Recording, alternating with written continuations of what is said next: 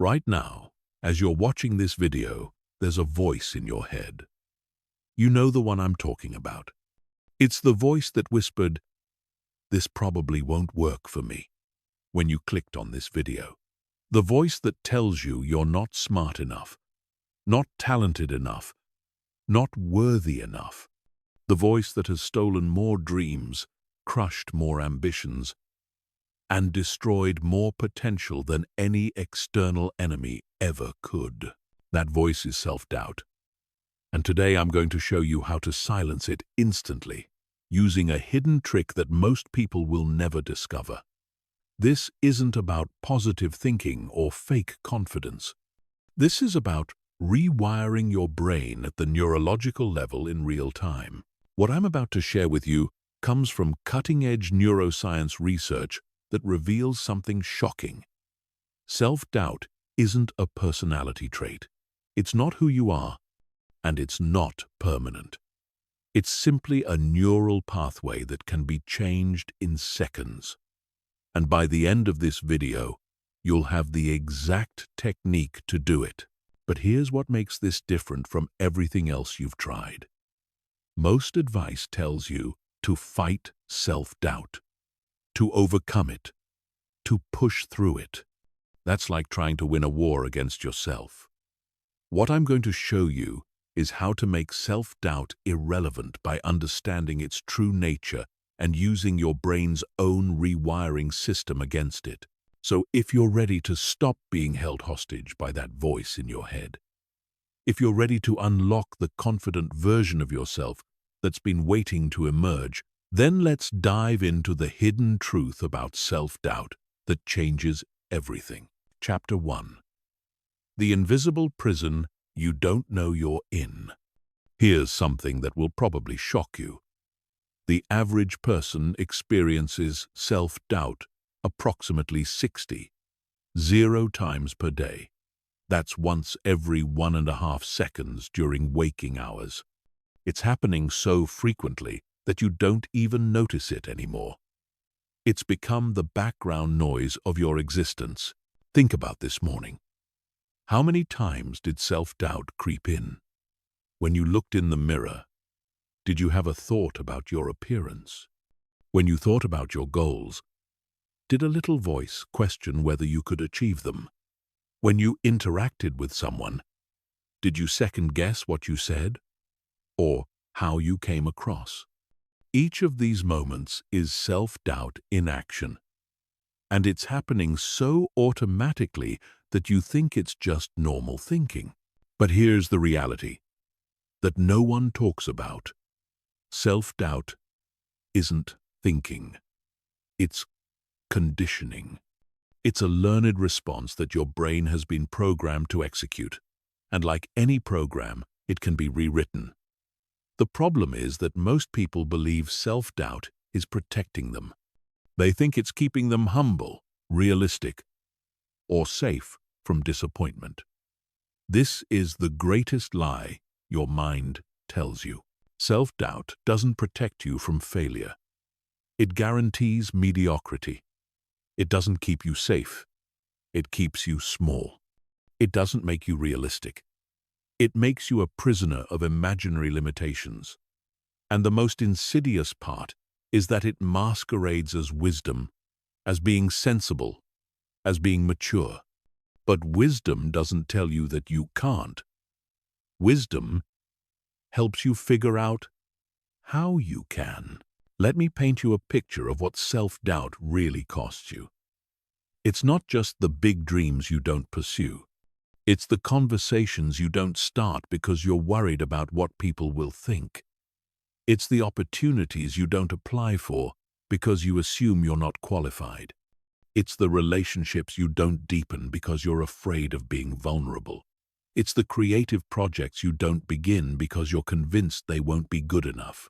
It's the promotion you don't ask for because you believe you don't deserve it. Self-doubt operates like a sophisticated security system that's designed to keep intruders out.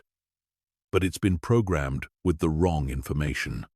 Instead of keeping out actual threats, it's keeping out opportunities, growth, love, success, and joy. It's keeping out everything that would make your life extraordinary, and it's doing it so efficiently that you don't even realize what you're missing. But here's where it gets really interesting from a neuroscience perspective. Self-doubt creates what researchers call confirmation bias loops. Your brain, convinced that you're not capable, starts looking for evidence to support this belief. It notices every small failure, every awkward moment, every rejection, and files them away as proof that self-doubt was right to protect you. Meanwhile, it completely ignores or minimizes evidence of your capabilities, your successes, your growth, and your potential. This is why self-doubt feels so real and so convincing. Your brain has literally been collecting evidence for years to support the case that you should doubt yourself. But what if I told you that this evidence was gathered by a biased investigator who was only looking for one type of proof? What if I told you that there's an entire library of counter-evidence that your brain has been programmed to ignore? The most successful people in the world aren't successful because they don't experience self-doubt. They're successful because they've learned to recognize self-doubt for what it really is, a glitch in their mental software. They've learned to see it as information, not instruction. They feel the doubt, acknowledge it, and then make decisions based on their values, their goals, and their vision, rather than their fears. This is the first crucial understanding. Self-doubt is not your voice. It's a voice that has been programmed into you by your experiences, your environment, your upbringing, and society's conditioning. It's no more you than a computer. Virus is the computer. And just like a computer virus, it can be identified, isolated, and removed. The reason most people struggle with self-doubt their entire lives is that they're trying to fight it on its own terms. They're trying to argue with it, convince it, or overcome it through willpower. But you can't argue with a program. You can't convince conditioning. You can't willpower your way out of automatic responses. You have to understand how the system works and then reprogram it. And that brings us to the most important revelation of all. Your brain is not fixed. The neural pathways that create self-doubt are not permanent. Every thought you think, every belief you hold, every automatic response you have exists as a pattern of electrical activity in your brain. And these patterns can be changed, weakened, or completely rewired. The science that proves this is called neuroplasticity, and it's about to change everything you thought you knew about yourself. Chapter 2. The Neuroplasticity Revolution that changes everything. For centuries, scientists believed that the adult brain was essentially fixed. They thought that after a certain age, your neural pathways were set in stone, your personality was unchangeable, and your mental patterns were permanent. This belief shaped everything: how we viewed personal development, how we approached therapy, how we understood human potential. Then came one of the most revolutionary discoveries in the history of neuroscience: neuroplasticity. The discovery that your brain is constantly rewiring itself, constantly forming new connections, constantly adapting and changing based on your thoughts, experiences, and behaviors. This wasn't just a minor adjustment to our understanding. This was a complete paradigm shift that changed everything we thought we knew about human potential. Here's what neuroplasticity means for you specifically. Every single limiting belief you have, every self-doubt pattern, every fear response, Every confidence issue exists as a neural pathway in your brain. And neural pathways are not permanent structures. They're more like trails in a forest. The more they're used, the more defined they become. The less they're used, the more they fade away. Think about self-doubt as a highway in your brain. Every time you doubt yourself, you're driving down that highway, making it wider, smoother, more established. Every time you question your abilities, you're adding another lane. Every time you assume you'll fail, you're reinforcing the infrastructure. After years of this, the self-doubt highway becomes a superhighway, the fastest, most efficient route your brain can take when processing information about yourself. But here's the incredible part. You can build new highways. You can construct confidence pathways, self-belief routes, and success-oriented neural networks. And because of something called neural competition, as you strengthen the new pathways, the old ones automatically weaken. It's not about fighting self-doubt. It's about making it obsolete by creating better options. The process works like this. Every thought sends electrical signals through your brain. When you think a thought repeatedly, those electrical signals create a stronger connection between neurons. The stronger the connection, the more likely that thought pattern is to fire automatically in the future. This is why self-doubt feels so automatic. You've literally trained your brain to be efficient at doubting yourself, but the same mechanism that created the problem can solve it. When you intentionally think thoughts of confidence, capability, and self-belief, you're sending different electrical signals through your brain. You're creating new neural pathways. And with consistent practice, these new pathways become stronger than the old ones. This isn't theory. This is measurable science. Brain scans show physical changes in neural structure within weeks of changing thought patterns. People who practice self-confidence building techniques show increased activity in areas of the brain associated with self-worth and decreased activity in areas associated with self-criticism and fear.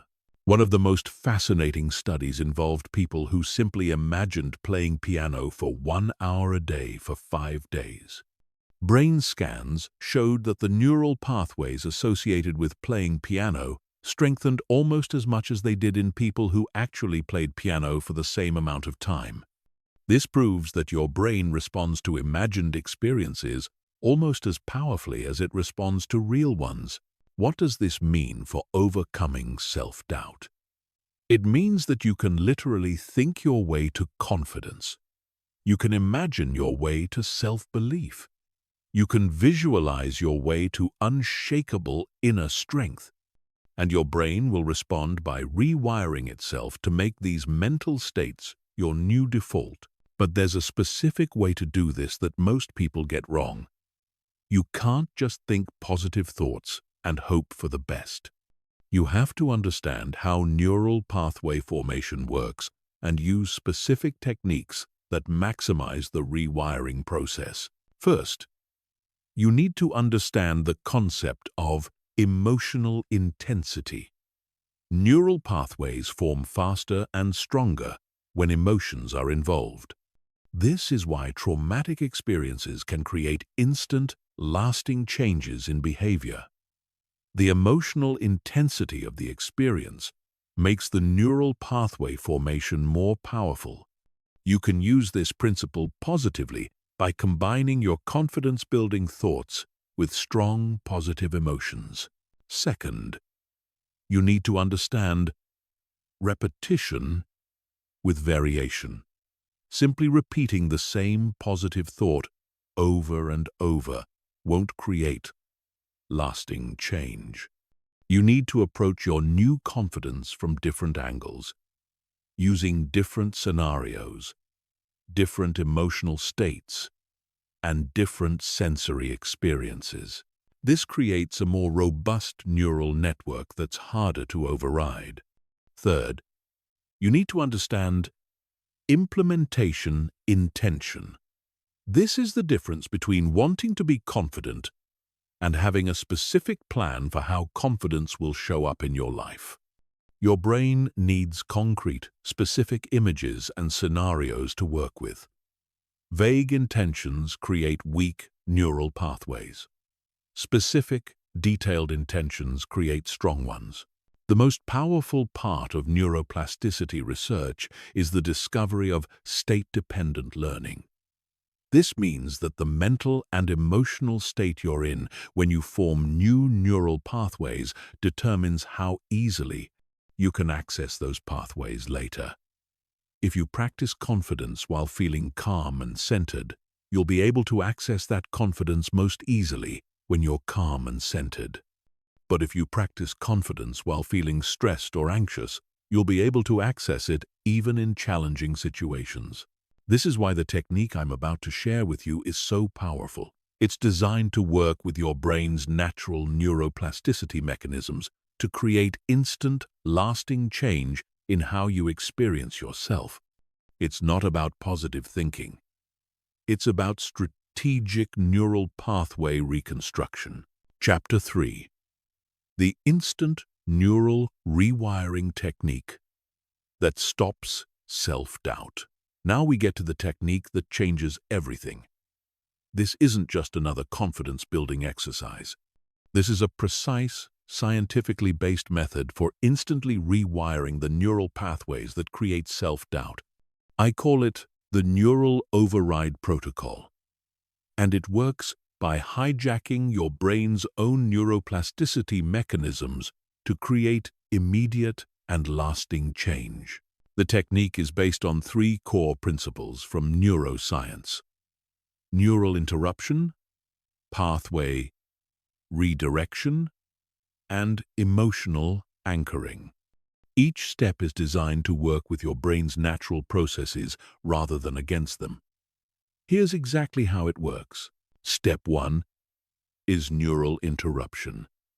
The moment you notice self-doubt arising, you're going to do something that sounds strange, but is scientifically powerful. You're going to thank your brain. You're going to say, either out loud or in your mind, "Thank you, brain, for trying to protect me, but I've got this handled." This does something crucial. It acknowledges the self-doubt without fighting it, which prevents the resistance response that makes doubt stronger. When you fight self-doubt, you create what neuroscientists call neural resistance. Your brain interprets your fighting as confirmation that there really is something to be worried about, so it doubles down on the doubt. But when you thank your brain, you're essentially telling it that you've received the message, and you're choosing to handle the situation consciously rather than automatically. Step 2 is pathway redirection. Immediately after thanking your brain, you're going to ask yourself one specific question. What would the most confident version of myself do right now? This question is neurologically powerful because it activates your prefrontal cortex, the part of your brain responsible for higher-order thinking and decision-making, while simultaneously accessing your memory banks for examples of confidence. Your brain will automatically start searching for times when you felt confident, times when you've succeeded, times when you've handled challenges well. This search process begins building new neural connections between your current situation and your confident memories. You're literally rewiring your brain to associate the present moment with confidence rather than doubt. Step 3 is emotional anchoring. This is where the magic happens. You're going to do something called embodied confidence.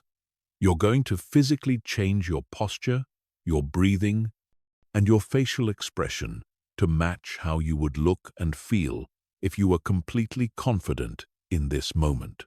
Stand or sit up straight. Pull your shoulders back. Lift your chin slightly. Take 3 deep breaths, making your exhale longer than your inhale. Put a slight smile on your face. Hold this posture for at least 30 seconds while continuing to ask yourself what the most confident version of yourself would do. Here's why this works. Your brain doesn't just influence your body. Your body influences your brain. When you change your physical state, you send different signals to your brain about how you should feel. Research shows that confident posture increases testosterone and decreases cortisol within minutes, creating the actual neurochemical state of confidence. But there's a 4th step that makes this technique extraordinarily powerful: mental rehearsal. While you're in this confident physical state, you're going to mentally rehearse handling the current situation with complete confidence. You're going to see yourself succeeding, feeling calm and capable, and achieving the outcome you want. This mental rehearsal is incredibly important because your brain doesn't distinguish between vividly imagined experiences and real ones. When you rehearse confidence, you're creating neural pathways as if you've actually experienced being confident in this situation. You're pre-programming your brain for success. The entire process takes less than 2 minutes, but it creates changes that last for hours, days, or even permanently. Each time you use this technique, you're strengthening the confidence pathways and weakening the doubt pathways. You're training your brain to choose confidence as its default response. But here's what makes this technique different from everything else you've tried. It works with self-doubt rather than against it.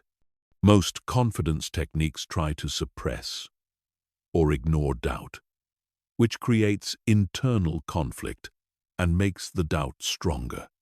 This technique acknowledges the doubt, redirects it, and transforms it into fuel for confidence. Let me give you a specific example of how this works in real life. Imagine you're about to give a presentation and self-doubt starts creeping in. Your brain starts thinking, what if I mess up? What if people judge me? What if I forget what to say? Instead of fighting these thoughts or trying to think positively, you use the neural override protocol. First, you thank your brain. Thank you, brain, for trying to protect me from embarrassment, but I've got this handled. This immediately reduces the intensity of the doubt because you're not creating resistance. Second, you ask the redirection question. What would the most confident version of myself do right now?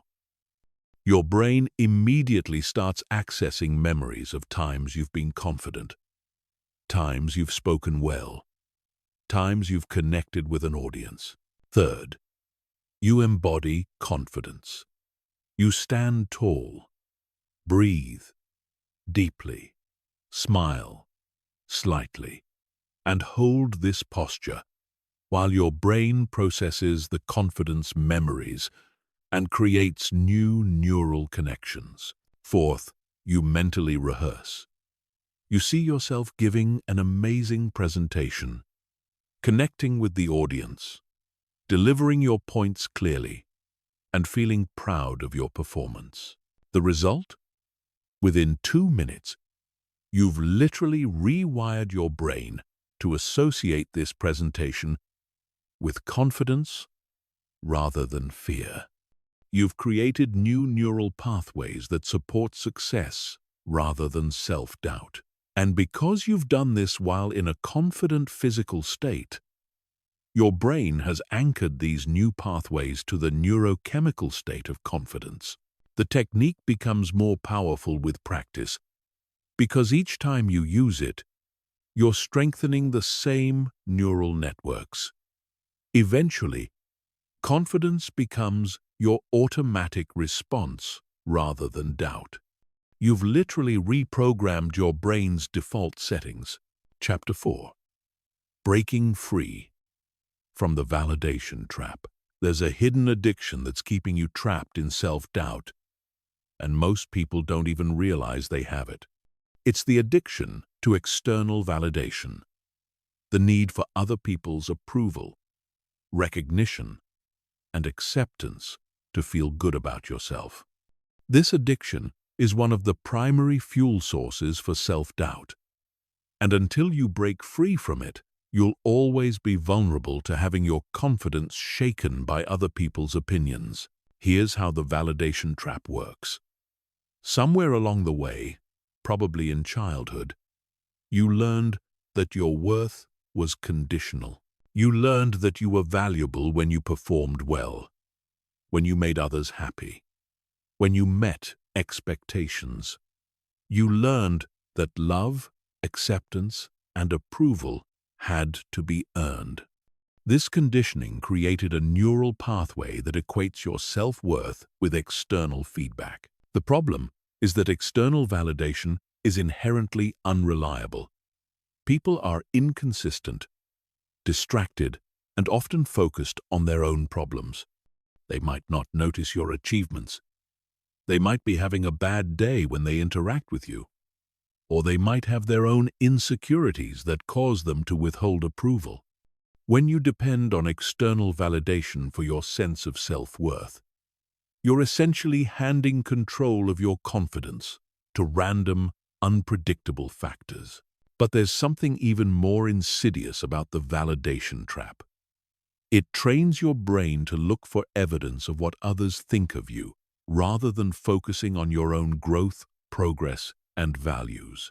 You become hypersensitive to facial expressions, tone of voice, body language, and social cues. You start interpreting neutral responses as negative. You begin reading rejection into situations where none exists. This hypersensitivity to external feedback creates a state of chronic anxiety because you're constantly scanning your environment for threats to your self-worth. Your nervous system is always on alert, always ready to defend against potential criticism or rejection. This state of hypervigilance is exhausting and makes it impossible to access your natural confidence and creativity. The validation trap also creates what psychologists call performance anxiety. When your self-worth depends on external approval, every interaction becomes a performance. Every conversation becomes a test. Every social situation becomes an opportunity to either gain or lose value.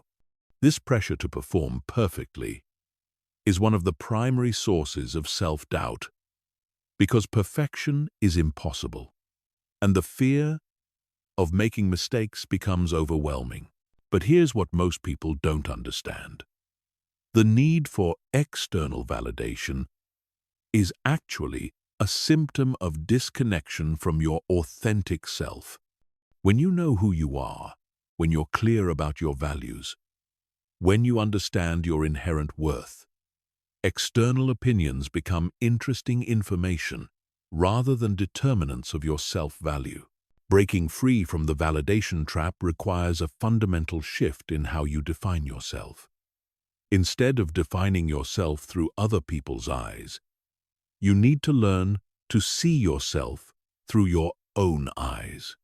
Instead of measuring your worth by external achievements, you need to learn to value your internal growth. Instead of seeking approval from others, you need to learn to approve of yourself. This shift isn't just philosophical, it's neurological. When you stop depending on external validation, your brain stops producing the stress hormones associated with social anxiety.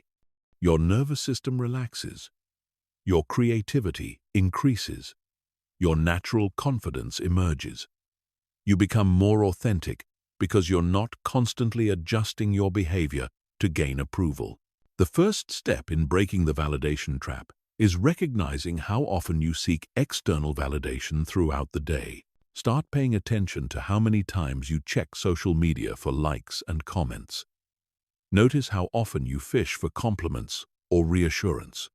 Observe how much you modify your behavior based on what you think others want to see. Become aware of how often you interpret other people's reactions as commentary on your worth. This awareness is crucial because you can't change what you don't notice. Most people seek validation so automatically that they don't even realize they're doing it. It's become an unconscious habit, a default response to uncertainty or insecurity. By bringing this pattern into conscious awareness, you create the opportunity to choose different responses. The second step is learning to validate yourself. This means celebrating your own achievements, acknowledging your own growth, and appreciating your own efforts, regardless of whether anyone else notices or cares. It means developing an internal feedback system that's more reliable and more accurate than external feedback. Self-validation isn't about being arrogant or ignoring constructive feedback. It's about having a stable sense of self-worth that doesn't fluctuate based on other people's moods, opinions, or attention levels. It's about knowing your own value, independent of external confirmation. The third step is developing what I call outcome independence. This means taking action based on your values and goals rather than on the potential for approval or recognition. It means doing what you believe is right, even when others might not understand or support your choices. It means pursuing your authentic path, even when it doesn't lead to external validation. Outcome independence is incredibly liberating because it frees you from the exhausting cycle of seeking approval and fearing rejection. When you're not attached to specific outcomes or responses from others, you can be fully present in your interactions. You can be authentic because you're not trying to create any particular impression. You can take risks because you're not afraid of judgment. The fourth step is learning to trust your own judgment. The validation trap exists because you've learned to doubt your own perceptions, opinions, and decisions. You've been conditioned to believe that others are better judges of your worth, your choices, and your potential than you are. But this is fundamentally false. You are the only person who has access to your internal experience. You're the only one who knows your intentions, your efforts, your challenges, and your growth. You're the only one who can accurately assess whether you're living in alignment with your values and moving toward your goals. Other people can offer perspectives and feedback, but they can never be better judges of your life than you are. Learning to trust your own judgment requires practice and patience. Start with small decisions and notice that you're capable of making good choices. Pay attention to your intuition and notice that it often provides valuable guidance. Reflect on your past decisions and notice that even your mistakes led to learning and growth. The final step in breaking the validation trap is developing what I call internal celebration. This means acknowledging and appreciating your efforts, your progress, and your achievements, regardless of whether anyone else notices or celebrates them. It means being your own biggest supporter, your own encourager, your own celebrant. Internal celebration creates a positive feedback loop that strengthens your self-worth and confidence. When you regularly acknowledge your own value, your brain creates neural pathways that support self-appreciation. You become less dependent on external recognition because you're consistently providing internal recognition. Chapter 5. Silencing your inner critic forever. Your inner critic is not your voice. This is the most important thing you need to understand about that harsh, judgmental commentary running through your mind. That voice that tells you you're not good enough. That points out every flaw. That predicts failure and catastrophe. That's not you thinking. That's a program running in your subconscious. And, like any program, it can be identified, understood, and ultimately shut down. Most people believe their inner critic is trying to help them. They think it's keeping them humble, motivating them to improve, or protecting them from disappointment. This is the greatest deception your mind plays on you. Your inner critic is not a helpful advisor. It's a saboteur. It's not keeping you safe. It's keeping you small. It's not motivating you to improve. It's paralyzing you with perfectionism and fear. The inner critic develops early in life as a response to criticism, rejection, or invalidation. When you were young and someone criticized you, your developing brain created a defense mechanism. If you could criticize yourself first, maybe you could avoid external criticism. If you could point out your own flaws, maybe others wouldn't notice them. If you could predict your own failures, maybe you could prevent them. This defense mechanism served a purpose when you were powerless and dependent on others for survival and care. But now it's become a tyrant that rules your mental landscape, creating constant stress, anxiety, and self-doubt. What once protected you is now destroying you. The inner critic operates through several distinct strategies, and recognizing these strategies is the first step in disarming it. The first strategy is catastrophizing, taking any small problem or mistake and imagining the worst possible outcomes.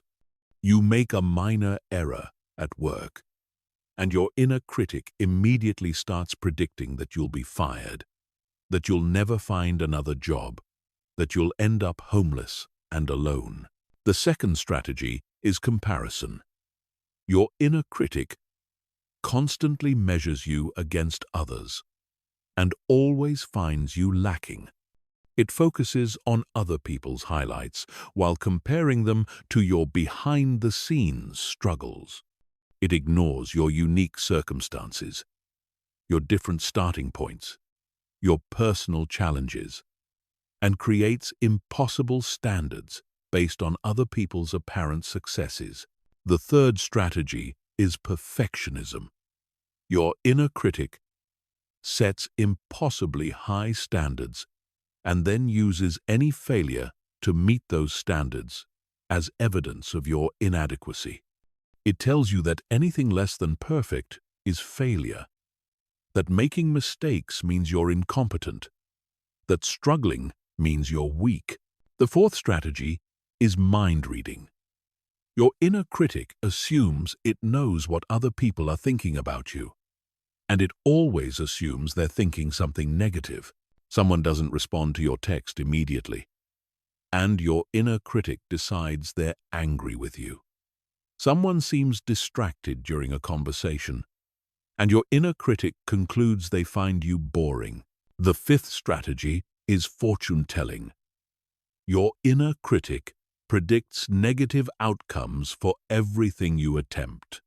It tells you that you'll fail before you even try, that you'll be rejected before you even apply, that you'll be embarrassed before you even speak up. These strategies might sound familiar because they're running constantly in the background of your consciousness. You've become so accustomed to this internal commentary that you think it's normal, that everyone experiences this level of self-criticism. But this is not normal, and it's definitely not helpful. The inner critic creates what neuroscientists call cognitive load. It uses up mental energy that could be directed toward creativity, problem-solving, and growth. When part of your brain is constantly engaged in self-criticism, less processing power is available for the thinking that actually moves your life forward. Research shows that people with highly active inner critics have increased activity in the brain regions associated with threat detection and decreased activity in regions associated with creative thinking and executive function. Essentially, your inner critic keeps your brain in a state of chronic stress that impairs your ability to perform at your best. But here's the powerful truth. You can learn to distinguish between your authentic voice and your inner critic's voice. Your authentic voice is curious, encouraging, and solution-focused. It acknowledges challenges without catastrophizing. It recognizes mistakes without condemning. It sees problems as opportunities for growth rather than evidence of inadequacy. Your inner critic's voice is harsh, absolute, and fear-based.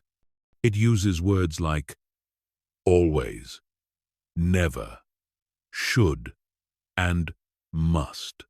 It focuses on what's wrong rather than what's possible. It predicts disaster and assumes the worst about yourself and others. The technique for silencing your inner critic is based on a principle from cognitive behavioral therapy called cognitive diffusion. Instead of trying to argue with your inner critic or prove it wrong, you learn to see its thoughts as mental events rather than facts. You learn to observe the criticism without believing it or being controlled by it. Here's the specific process. When you notice your inner critic starting its commentary, you're going to do something that sounds simple, but is profoundly powerful. You're going to say, "There's my inner critic again." That's it. You're not going to argue with it, analyze it, or try to stop it. You're just going to name it. This simple act of naming creates what psychologists call metacognitive awareness, awareness of your own thinking processes. When you can observe your thoughts rather than being consumed by them, they lose their power over you. You create space between yourself and the criticism, space where choice becomes possible. After naming your inner critic, you're going to ask yourself one question. What would I say to a good friend in this situation? This question activates your compassionate mind and gives you access to the kind, encouraging voice that you naturally use with people you care about. Most people are far kinder to their friends than they are to themselves. But this question helps you extend that same kindness inward. The goal isn't to eliminate your inner critic completely. That's neither possible nor necessary. The goal is to reduce its volume and frequency while strengthening your authentic, compassionate voice. Over time, as you consistently name the inner critic and activate your compassionate voice, the neural pathways supporting self-criticism weaken while the pathways supporting self-compassion strengthen. This process is like training a new muscle.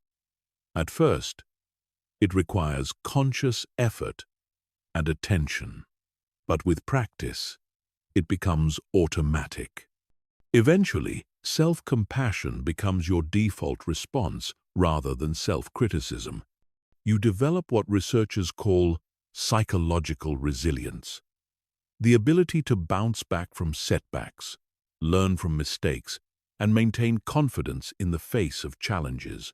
The transformation isn't just psychological, it's physiological. When you silence your inner critic and activate self-compassion, your stress hormones decrease, your immune system strengthens, and your brain function improves. You literally become healthier and more capable when you learn to treat yourself with the same kindness you would show a good friend. Chapter 6. The 5 fatal mistakes that keep you trapped in self-doubt.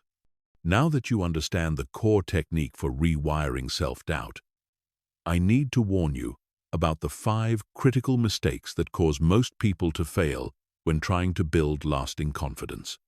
These mistakes are so common and so subtle that even people who understand the science of neuroplasticity fall into these traps. Avoiding these mistakes is the difference between temporary improvement and permanent transformation. The first fatal mistake is trying to eliminate self-doubt completely. This sounds counterintuitive, but the goal is not to never experience doubt again. Doubt is actually a normal human emotion that serves important functions. It can signal when you need more information, when you should prepare more thoroughly, or when genuine risks exist. The problem isn't doubt itself. It's when doubt becomes your default response to everything, when it paralyzes you instead of informing you. When you try to eliminate doubt completely, you create internal resistance. Your brain interprets this as a threat to its protective mechanisms, and it fights back by generating even more doubt. This is why people who try to force themselves to feel confident often end up feeling more anxious and uncertain than before. You're essentially declaring war on part of your own mind. And internal wars are exhausting and unwinnable. Instead of trying to eliminate doubt, your goal should be to change your relationship with it. When doubt arises, instead of seeing it as evidence that you're not capable, see it as information that you can use to prepare better or make more informed decisions. Instead of letting doubt control your actions, let it inform your actions while you make decisions based on your values and goals. The second fatal mistake is practicing the techniques only when you're already feeling confident. This is like only exercising when you're already fit. The neural rewiring happens most powerfully when you practice the techniques while you're actually experiencing self-doubt. Those moments of discomfort and uncertainty are when your brain is most open to creating new pathways. Many people avoid using confidence techniques when they're feeling doubtful because it feels fake or forced. They think they need to wait until they feel better to practice feeling better. But this backwards approach ensures that the old neural pathways remain strongest. You have to be willing to practice confidence while feeling doubtful, to embody strength while feeling weak, to act with certainty while feeling uncertain. This doesn't mean pretending you don't feel doubt or suppressing your emotions. It means acknowledging the doubt while choosing to respond from a place of strength. It means feeling the fear and taking aligned action anyway. It means using the techniques precisely when you need them most, not when they're easiest to use. The third fatal mistake is expecting linear progress. Neuroplasticity doesn't work like a straight line from point A to point B. It works more like a spiral staircase. You're always moving upward, but sometimes it feels like you're going in circles or even moving backward. Some days you'll feel confident and capable. Other days, despite all your practice, the old doubt patterns will resurface with surprising intensity. This apparent regression is actually a normal part of the rewiring process. Your brain has backup systems and redundant pathways. When you start weakening the primary self-doubt pathways, your brain might temporarily activate secondary or tertiary doubt pathways. This can make it feel like you're losing progress when you're actually making profound changes at deeper levels. Understanding this prevents you from giving up during the inevitable challenging periods. When old patterns resurface, instead of seeing it as failure, recognize it as your brain's last-ditch effort to maintain familiar patterns. These resurgences often happen right before major breakthroughs, like the darkness before dawn. The fourth fatal mistake is using the techniques mechanically without emotional engagement. Your brain responds to emotional intensity, not just repetition. Going through the motions of confident posture or positive self-talk without genuine feeling creates weak neural pathways that are easily overwhelmed by emotionally charged doubt patterns. This is why visualization works better when you can actually feel the emotions of success. Why affirmations work better when you can generate genuine belief, and why confident posture works better when you can embody the feeling of strength. Your brain remembers emotionally significant experiences more powerfully than neutral ones. To avoid this mistake, focus on generating authentic, positive emotions during your practice. Remember times when you felt genuinely proud of yourself, genuinely capable, genuinely strong. Use these emotional memories to fuel your confidence-building practices. The combination of specific techniques with genuine positive emotion creates the most powerful neural changes. The fifth fatal mistake is practicing in isolation without real-world application. You can spend hours visualizing confidence, rehearsing positive self-talk, and practicing powerful posture.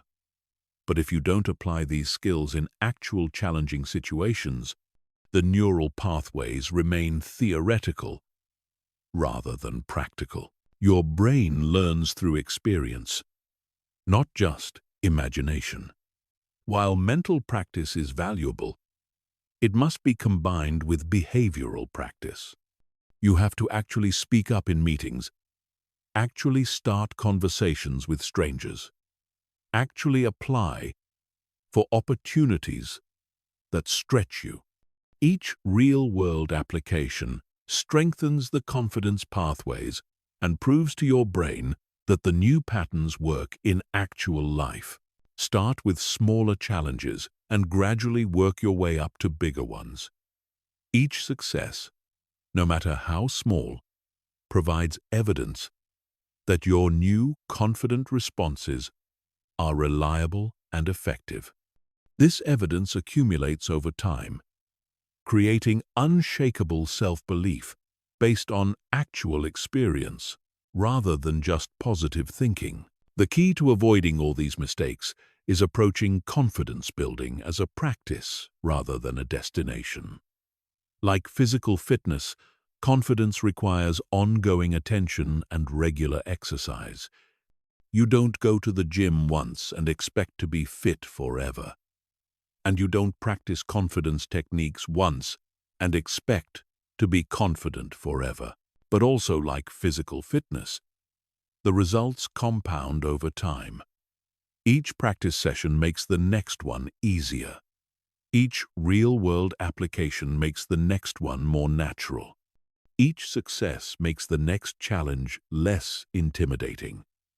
What starts as conscious effort eventually becomes unconscious competence. Chapter 7. The Confidence Spiral. How small wins create unstoppable momentum.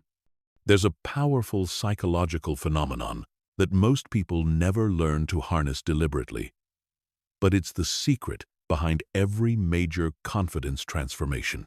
It's called the confidence spiral, and understanding how to create and amplify it will accelerate your progress beyond what you thought possible. The confidence spiral works like this. Small, confident actions create small, positive results, which increase your belief in your capabilities, which makes you more likely to take bigger, confident actions, which create bigger, positive results, which further increase your self-belief, and so on. Each cycle builds upon the previous one, creating exponential rather than linear growth in confidence. Most people try to build confidence by taking big, dramatic actions, applying for dream jobs, starting major projects, or making significant life changes. While these actions can certainly build confidence if they succeed, they also carry high risk of failure. And failure at this level can actually damage confidence and reinforce self-doubt patterns. The confidence spiral approach is different. It starts with actions that are challenging enough to require courage, but small enough to virtually guarantee success. These small wins prove to your brain that confident action leads to positive outcomes, which makes your brain more willing to support confident action in the future. Here's how to deliberately create confidence spirals in your life. First, identify your current confidence comfort zone. This is the level of challenge where you feel some nervousness but not overwhelming anxiety, where success requires effort but is highly probable. This might be speaking up once in a meeting, introducing yourself to one new person at an event, or sharing one piece of creative work. The key is choosing actions that require you to override self-doubt, but aren't so challenging that they trigger your brain's threat detection systems. If an action feels terrifying, it's probably too big for your current confidence level. If an action feels completely comfortable, it's probably too small to create meaningful growth. Second, use the neural override protocol before taking each confident action. Remember, thank your brain for trying to protect you. Ask what the most confident version of yourself would do. Embody confident physiology and mentally rehearse success.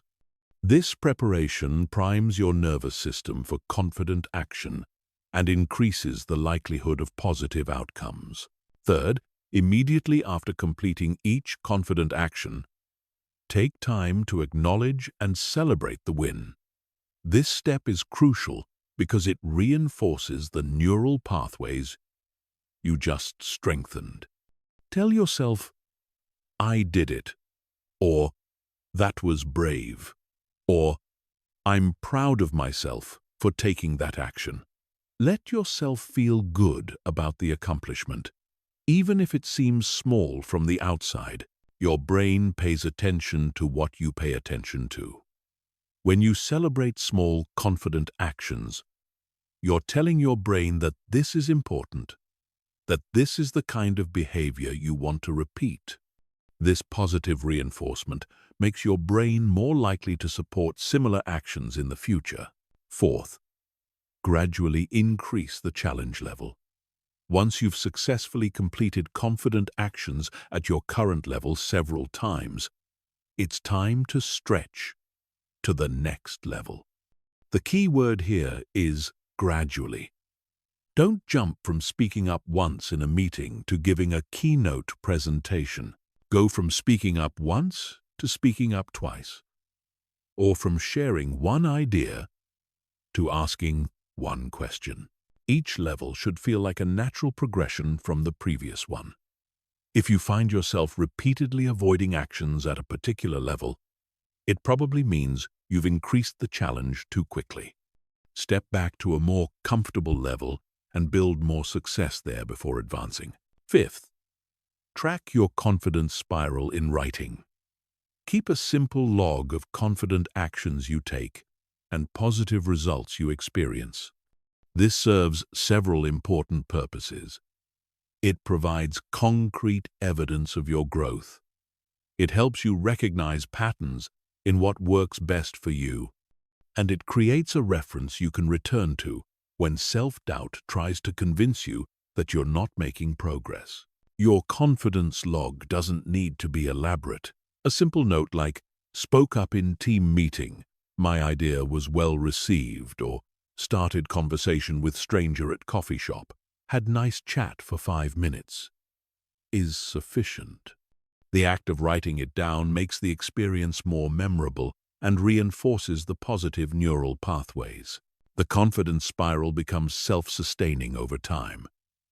As you accumulate evidence of your capability through small wins, your baseline confidence level increases.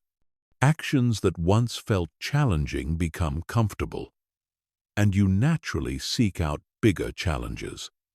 Your identity begins to shift from someone who doubts themselves to someone who takes confident action.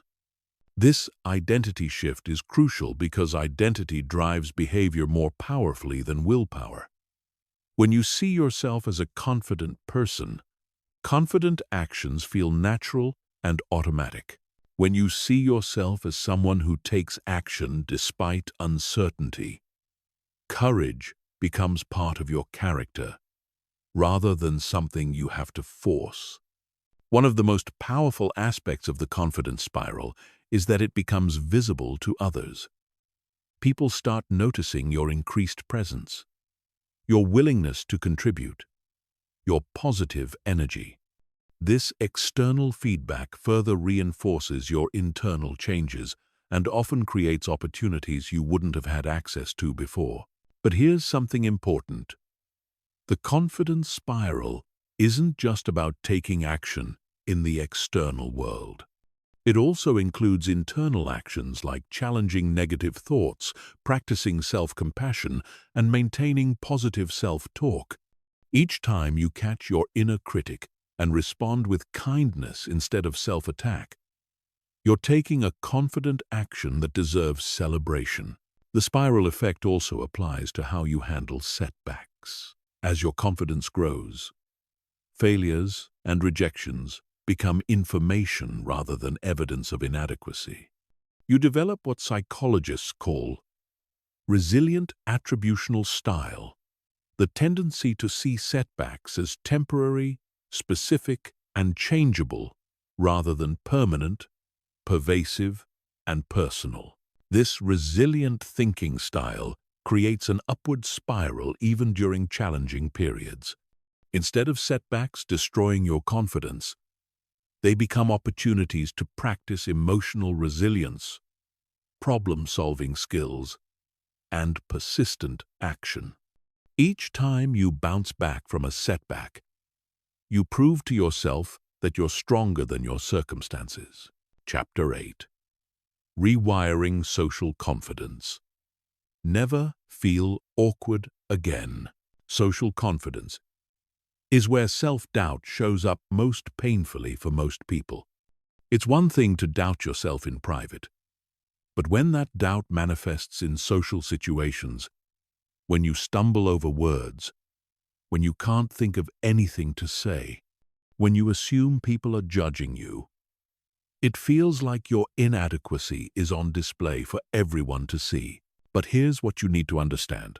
What you interpret as social awkwardness is usually just your nervous system being hijacked by ancient survival programming that's completely irrelevant to modern social situations.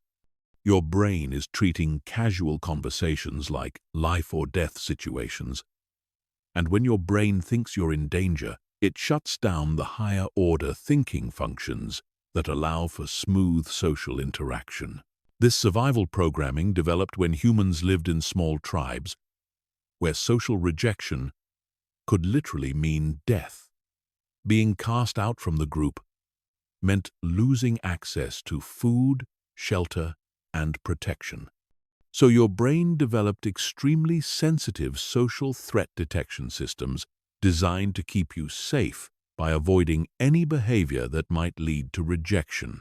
The problem is that these systems haven't been updated for modern life. Your brain can't tell the difference between being rejected by your life-sustaining tribe and having an awkward conversation with a coworker. It responds to both situations with the same fight-or-flight response that makes smooth social interaction nearly impossible. When your nervous system is activated by perceived social threat, several things happen that create the experience of social awkwardness. Your prefrontal cortex, the part of your brain responsible for executive function, working memory, and social reasoning, goes offline. This is why you can't think of anything intelligent to say, why you forget people's names immediately after being introduced, and why you replay conversations later, wishing you had said something different. Simultaneously, your brain starts scanning for threats, which means you become hyper-aware of any signs that the other person might be judging you negatively.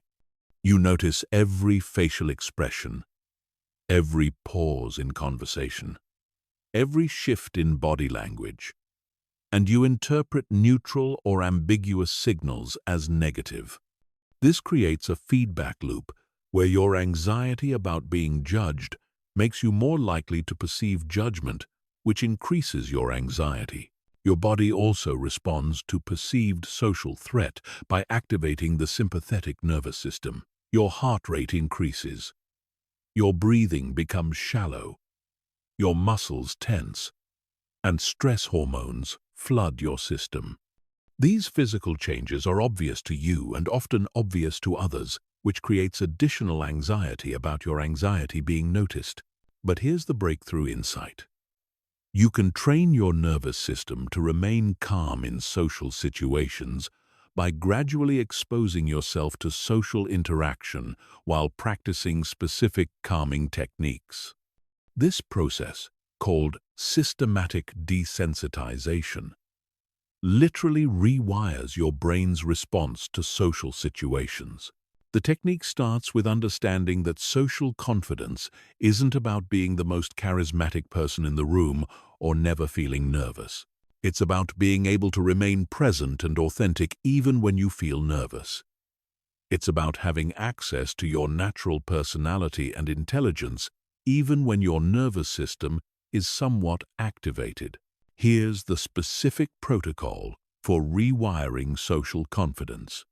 Before entering any social situation, you're going to prepare your nervous system using a technique called physiological downregulation. This involves taking control of your breathing, your posture, and your facial expression to signal safety to your brain. Take 5 deep breaths where your exhale is longer than your inhale. This activates your parasympathetic nervous system and tells your brain that you're safe. Stand or sit with confident posture, shoulders back, spine straight, head level. This sends signals to your brain that you're capable and in control. Put a slight, genuine smile on your face. This releases endorphins and creates positive emotional states that support social connection. During social interactions, you're going to use what I call anchor phrases. Specific things you can say that require minimal creativity, but keep conversations flowing naturally. These phrases serve as bridges when your mind goes blank, giving your nervous system time to settle while keeping the interaction moving forward. Examples of anchor phrases include, "That's interesting. Tell me more about that. How did you get into that? What's that been like for you?" And, "I hadn't thought about it that way before." These phrases work because they shift focus to the other person, which takes pressure off you while encouraging them to share more, which gives you more material to respond to. The key insight about social confidence is that most people are far more focused on themselves than they are on judging you. They're thinking about how they're coming across, what they're going to say next, their own insecurities and concerns. The spotlight effect, the tendency to overestimate how much others are paying attention to you, is one of the primary sources of social anxiety. When you realize that people are mostly thinking about themselves, it becomes much easier to relax in social situations. That awkward thing you said that you've been replaying in your mind? The other person probably forgot about it within minutes because they were too busy thinking about their own contribution to the conversation. Another powerful technique for social confidence is something called curiosity over performance. Instead of trying to be interesting, impressive, or entertaining. Focus on being genuinely curious about the other person. Ask questions because you actually want to know the answers. Show interest in their experiences, their perspectives, their stories. This approach works because it takes the pressure off you to perform and puts it on them to share. Most people love talking about themselves and their experiences. So when you're genuinely curious, you're actually giving them a gift. Curiosity also activates the learning centers in your brain, which are incompatible with threat detection systems. When you're in learning mode, you can't simultaneously be in threat detection mode. Practice what I call social experiments rather than social performances. Approach conversations with the attitude of, "I wonder what will happen if I try this," rather than, "I need to make a good impression." This experimental mindset removes the pressure for specific outcomes and allows you to be more spontaneous and authentic. Start with low-stakes social interactions where the outcome doesn't matter much. Conversations with cashiers, casual chats with neighbors, brief exchanges with strangers in elevators. Use these interactions to practice staying present, asking questions, and sharing authentic responses without worrying about creating lasting impressions. As your comfort level increases, gradually move to higher stakes interactions, networking events, social gatherings, deeper conversations with people you care about. Each successful interaction builds evidence that you can handle social situations competently, which reduces your nervous system's tendency to perceive them as threats. The goal isn't to become someone who never feels nervous in social situations. The goal is to become someone who can feel nervous and still show up authentically. Someone whose nervous system settles quickly rather than spiraling into anxiety. Someone who can access their natural intelligence and personality even when they feel activated. Chapter 9. The Impostor Syndrome Antidote. Claiming your rightful place. Impostor syndrome is perhaps the most sophisticated form of self-doubt because it specifically targets your successes and achievements. Just when you should be feeling most confident, when you've been promoted, when you've achieved a goal, when others recognize your capabilities. Impostor syndrome whispers that you don't deserve it, that you've fooled everyone, that you're about to be exposed as a fraud. This psychological phenomenon affects up to 70% of people at some point in their lives, but it's particularly common among high achievers. The more successful you become, the more imposter syndrome tries to convince you that your success is due to luck, timing, or deception rather than your actual capabilities. Understanding imposter syndrome requires understanding how your brain processes success and failure differently. When you fail or make mistakes, your brain has a clear explanation. You weren't good enough. You didn't try hard enough.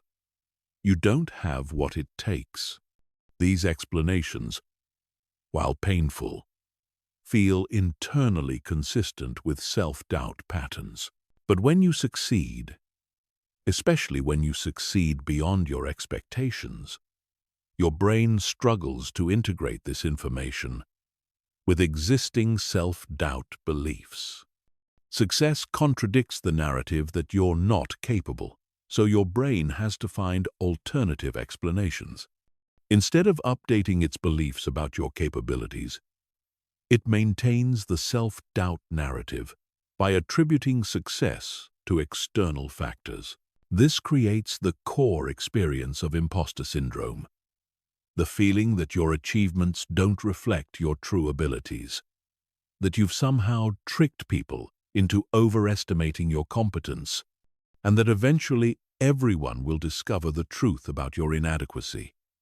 It's a way for your brain to maintain familiar self-doubt patterns even in the face of contradictory evidence. Imposter syndrome manifests in several distinct patterns. The perfectionist imposter sets impossibly high standards and focuses intensely on any mistakes or areas for improvement, while discounting overall success. The expert imposter fears being exposed as inexperienced or unknowledgeable and avoids situations where they might not have all the answers. The soloist imposter believes that needing help or support is a sign of weakness and tries to handle everything independently. The natural genius imposter expects to master things quickly and easily and sees struggle or effort as evidence of inadequacy. The superwoman or superman imposter tries to excel in all areas of life simultaneously and feels like a fraud if they can't maintain perfect performance across all domains. Each of these patterns represents a different way that imposter syndrome protects self-doubt beliefs from being challenged by success. By maintaining the narrative that you're not truly capable, imposter syndrome ensures that your achievements don't threaten your brain's familiar identity as someone who should doubt themselves. The antidote to imposter syndrome isn't trying to convince yourself that you deserve your success, or attempting to eliminate all feelings of uncertainty about your capabilities. The antidote is learning to reframe your relationship with both success and uncertainty in ways that support continued growth rather than self-doubt. The first step is recognizing that feeling like an imposter is often a sign that you're growing, stretching, and taking on challenges that are expanding your capabilities. When you're doing things you've never done before, it's natural to feel uncertain about your ability to handle them well. This uncertainty isn't evidence that you don't belong. It's evidence that you're pushing your boundaries. Reframe imposter feelings as growth feelings rather than fraud feelings. When you feel uncertain about your qualifications for a role, remind yourself that competence develops through experience, not before it. When you feel like you don't know enough, remind yourself that learning is an ongoing process, not a prerequisite for getting started. The second step is developing what I call evidence-based self-assessment. Instead of relying on feelings to determine your worthiness, start collecting concrete evidence of your capabilities, contributions, and growth. Keep a record of positive feedback you receive, problems you solve, goals you achieve, and skills you develop. This evidence serves as a reality check when imposter syndrome tries to convince you that your success is undeserved. You can refer to specific examples of your competence, specific instances where your contributions made a difference, specific skills you've developed through effort and practice. The third step is understanding that everyone is making it up as they go along to some degree. The people who seem most confident and competent in their roles are often figuring things out in real time, learning from mistakes, and adapting their approach based on new information. The difference is that they don't interpret this uncertainty as evidence of inadequacy. Professional competence isn't about having all the answers or never making mistakes. It's about being able to learn quickly, adapt to new situations, solve problems creatively, and recover from setbacks effectively.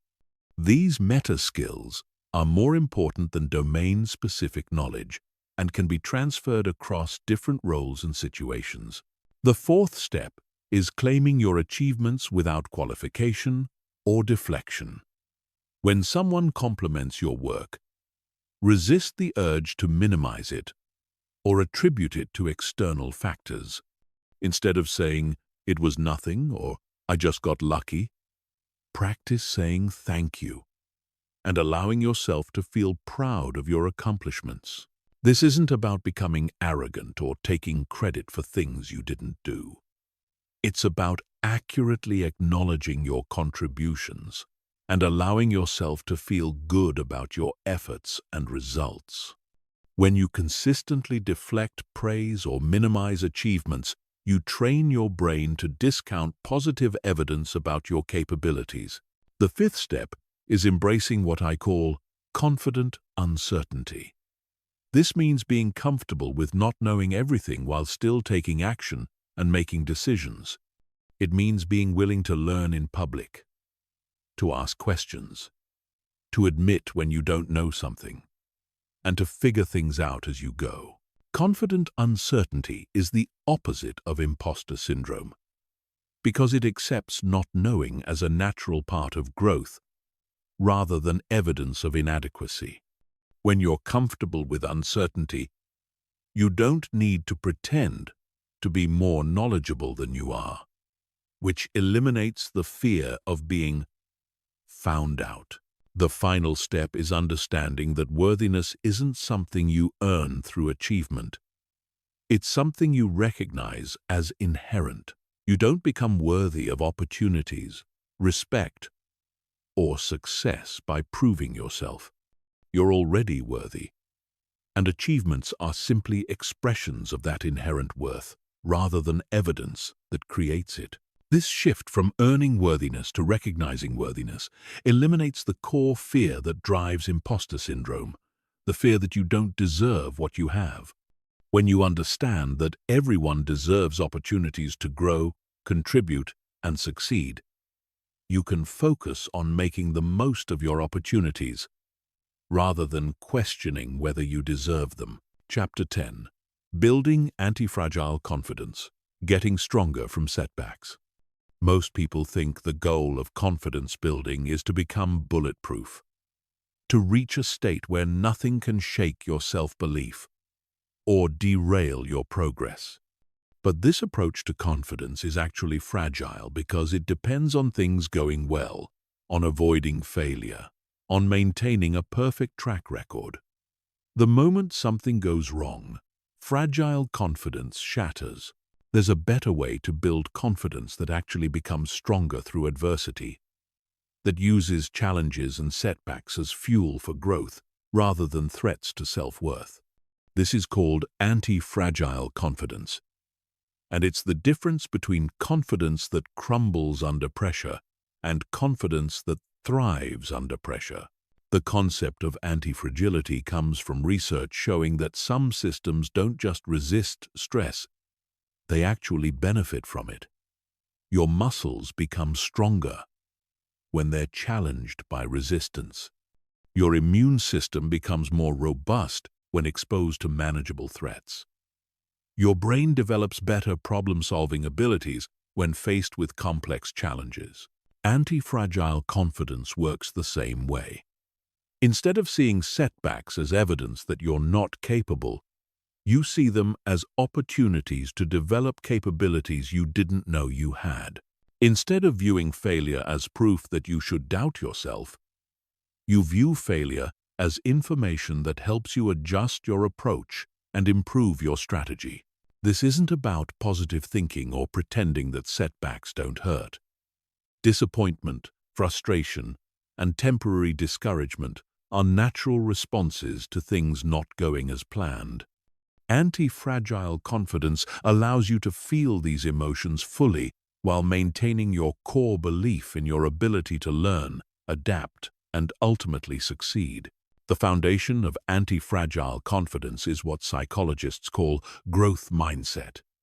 The belief that your abilities, intelligence, and talents can be developed through effort, learning, and persistence. When you have a growth mindset, challenges become opportunities to get better rather than tests of whether you're good enough. But anti-fragile confidence goes beyond growth mindset. It includes the understanding that setbacks and failures often contain the seeds of breakthrough insights, innovative solutions, and unexpected opportunities. Many of the most successful people in the world describe their biggest failures as their most valuable learning experiences and turning points. Building anti-fragile confidence requires a specific framework for processing setbacks that extracts maximum learning and growth from minimum suffering. This framework is based on what resilience researchers call post-traumatic growth, the phenomenon where people not only recover from difficult experiences, but actually become stronger, wiser, and more capable as a result. The framework has 5 key components. First is rapid emotional processing. When something goes wrong, allow yourself to feel the initial disappointment, frustration, or discouragement for a specific, limited time period. Don't try to suppress these emotions or jump immediately to lessons learned. Give yourself permission to feel bad about bad outcomes. Set a timer for 10-15 minutes and allow yourself to fully experience whatever emotions come up. This might include anger at the situation, disappointment in yourself, fear about future implications, or sadness about missed opportunities. The key is to feel these emotions consciously and completely, rather than trying to avoid them or getting stuck in them. Second is perspective expansion. After processing the initial emotions, step back and look at the setback from multiple perspectives. Ask yourself, how will this matter in 1 year? What would I tell a friend in this situation? What would someone who cares about me say about this setback? How might this experience benefit me in ways I can't see yet? This perspective expansion prevents you from catastrophizing or making the setback more significant than it actually is.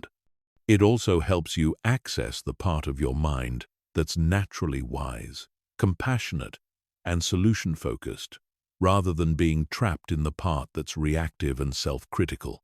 Third is learning extraction. This is where you mine the setback for insights, lessons, and growth opportunities. Ask yourself specific questions. What did I learn about myself from this experience? What skills do I need to develop? What would I do differently next time? What assumptions do I need to challenge? What new strategies do I want to try? The goal isn't to find simple answers, but to extract nuanced insights that will make you more effective in the future. Sometimes the most valuable learning isn't about what you did wrong, but about what you discovered about your resilience, your values, or your priorities. Fourth is identity reinforcement. This is where antifragile confidence differs most dramatically from fragile confidence. Instead of seeing setbacks as evidence against your capabilities, you see them as evidence of your willingness to take risks, push boundaries, and attempt difficult things. You reinforce your identity as someone who tries, who learns, who persists, who grows. Tell yourself, I'm the kind of person who goes for it, even when success isn't guaranteed. I'm someone who takes intelligent risks and learns from the results. I'm building capabilities that will serve me for the rest of my life. This identity reinforcement is crucial because it maintains your self-respect and self-belief even when external results are disappointing. Fifth is strategic adaptation. This is where you take the insights from your learning extraction and use them to modify your approach, improve your strategy, or adjust your goals. The key is making changes based on learning rather than fear. Adapting your methods while maintaining your vision. This might mean developing new skills, seeking different resources, adjusting timelines, modifying strategies, or even pivoting to different approaches entirely. The willingness to adapt based on feedback while maintaining core confidence in your ability to succeed is a hallmark of anti-fragile confidence. Anti-fragile confidence also requires what I call scenario planning, the practice of mentally preparing for potential setbacks before they occur. This isn't pessimistic thinking. It's strategic thinking. When you've already considered how you'll respond to various challenges, you're less likely to be derailed when they actually happen. Spend time visualizing potential obstacles and mentally rehearsing how you'll handle them with grace, learning, and persistence. This mental preparation builds confidence in your ability to handle whatever comes up and reduces the emotional impact of setbacks when they occur. The ultimate goal of anti-fragile confidence is reaching a state where you're genuinely excited about challenges because you know they're opportunities for growth. When you've experienced getting stronger through adversity multiple times, you develop what researchers call challenge appraisal, the automatic tendency to see difficult situations as opportunities rather than threats. This transformation in how you perceive challenges changes everything about how you approach life. You become more willing to take risks because you're confident in your ability to handle whatever results. You become more resilient because you've proven to yourself that you can not just survive setbacks but thrive because of them. You become genuinely unstoppable because your confidence no longer depends on things going well. It actually increases when things get difficult. Chapter 11. The Advanced Neural Rewiring Protocol. Quantum Leaps in Confidence. Now that you've mastered the basic neural override protocol and understand how to build anti-fragile confidence, it's time to learn the advanced techniques that create quantum leaps in self-belief. These methods go beyond simple confidence building to actually restructure your fundamental relationship with uncertainty, challenge, and personal potential. The advanced protocol is based on a cutting-edge discovery in neuroscience called memory reconsolidation. Every time you remember a past experience, your brain briefly returns those memories to a malleable state where they can be updated, modified, or completely rewritten. This window of neuroplasticity lasts only a few minutes, but during that time, you can literally change how past experiences affect your current confidence. Most people carry limiting experiences from their past that continue to undermine their confidence in the present. Maybe you were criticized harshly as a child. Maybe you failed at something important. Maybe you were rejected or humiliated in a way that created lasting self-doubt. These memories operate like malware in your mental software, constantly running programs that tell you you're not capable, not worthy, not enough. But here's the revolutionary insight. These memories aren't fixed recordings of what happened. They're reconstructions that your brain creates each time you remember them. And each reconstruction is influenced by your current emotional state, your current beliefs, and your current level of understanding. This means you can intentionally influence how these memories are reconstructed to support confidence rather than undermine it. The advanced protocol specifically targets your most limiting memories and transforms them into sources of strength. The process requires precision and respect for your emotional well-being. So follow these steps exactly as outlined. First, identify one specific memory that still triggers self-doubt when you think about it. This should be a memory that feels emotionally charged, that still creates feelings of inadequacy, embarrassment, or fear when you recall it. Don't choose the most traumatic experience you can think of. Start with something moderately challenging that you can work with safely. Second, recall this memory while in a resourceful emotional state. Use the confidence physiology you've learned. Stand tall, breathe deeply, slight smile, and then bring the memory to mind. The key is maintaining your confident physical state while remembering the challenging experience. This creates a neurological conflict that opens the memory for reconsolidation. Third, while maintaining confident physiology and holding the memory in your awareness, ask yourself, what did this experience teach me about my resilience? What strengths did I discover about myself?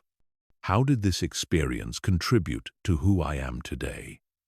Look for evidence of your capability, your survival skills, your ability to learn and grow. The goal isn't to pretend the experience wasn't difficult or to minimize any pain you felt.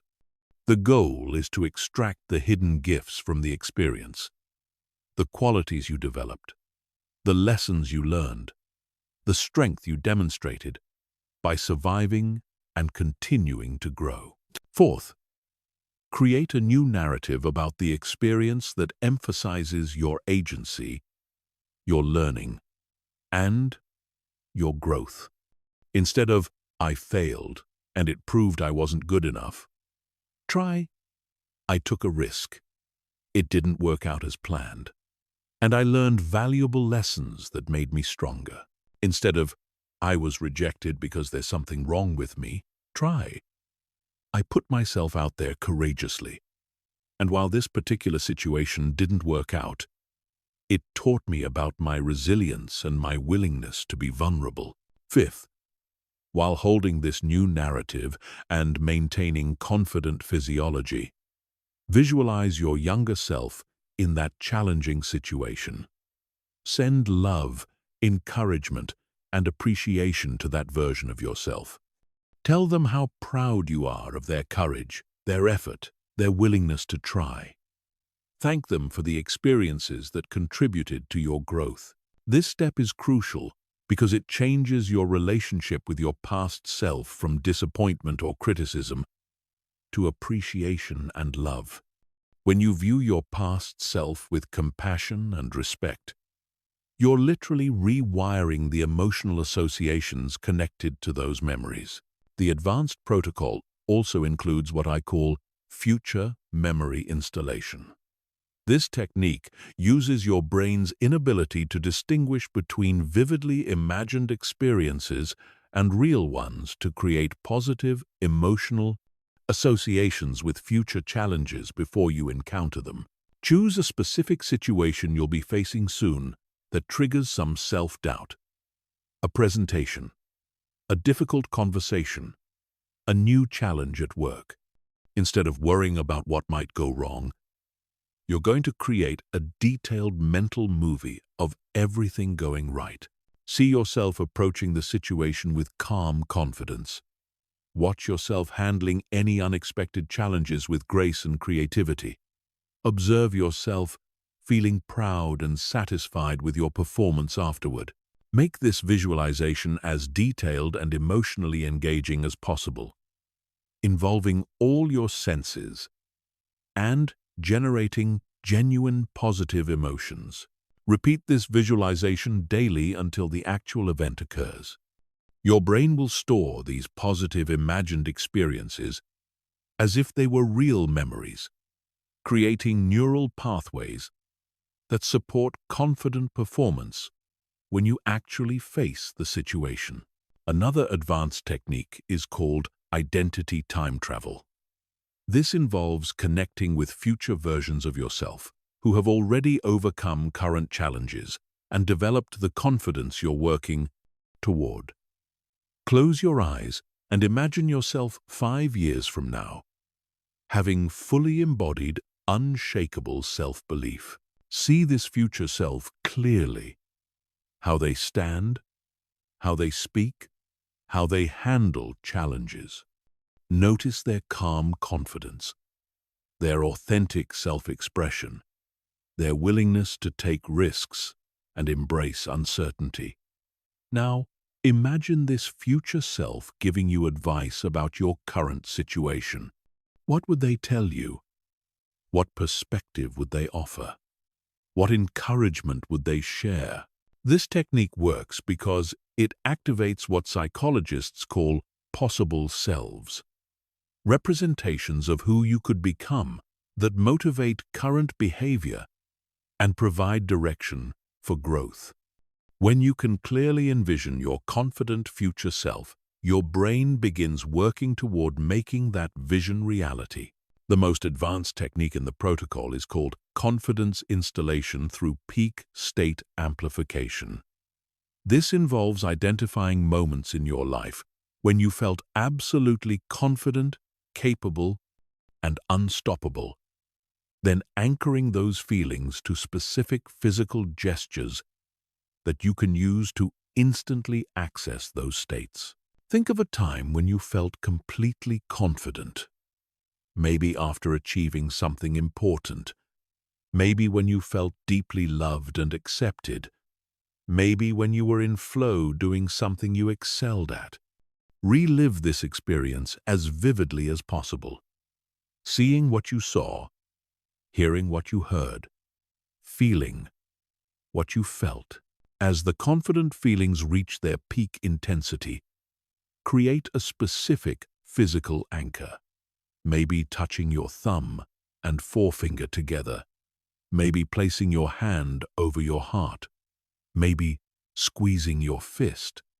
Hold this gesture while the confident feelings are strongest, creating a neurological connection between the physical action and the emotional state. Practice this anchoring process multiple times with different confident memories, always using the same physical gesture. Eventually, you'll be able to trigger these peak confidence states instantly by using your physical anchor, giving you access to your most resourceful emotional states whenever you need them. These advanced techniques require practice and patience, but they create changes that go far beyond surface-level confidence. They literally reconstruct your relationship with your past, your present, and your future in ways that support unshakable self-belief. You're not just building confidence. You're becoming someone for whom confidence is a natural, automatic response to life's challenges. Chapter 12. The Confidence Contagion. How your transformation affects everyone around you. Something remarkable happens when you genuinely transform your relationship with self-doubt. Your confidence becomes contagious. The changes you make in your internal world begin manifesting in your external world in ways that affect not just you, but everyone you interact with. Understanding this ripple effect helps you appreciate the full scope of what you're creating and motivates you to stay committed to your growth. Confidence operates on multiple levels of communication that most people aren't consciously aware of. Obviously, there's what you say and do, the words you choose, the actions you take, the decisions you make. But underneath the obvious level, there's your energy, your presence, your non-verbal communication. These subtle signals often have more impact on others than your words. When you're operating from genuine confidence rather than trying to appear confident, your entire energy field changes. Your posture naturally becomes more open and grounded. Your voice becomes more resonant and calm. Your eye contact becomes more steady and warm. Your movements become more purposeful and relaxed. These changes happen automatically as your nervous system shifts from threat detection mode to growth and connection mode. People pick up on these changes immediately, even if they can't articulate what's different about you. They sense that you're more present, more centered, more genuine. This makes them feel safer and more relaxed in your presence, which creates more positive interactions and deeper connections. But the contagion effect goes deeper than just making people feel comfortable around you. When you model genuine confidence, the kind that includes vulnerability, authenticity, and willingness to take risks, you give others permission to do the same.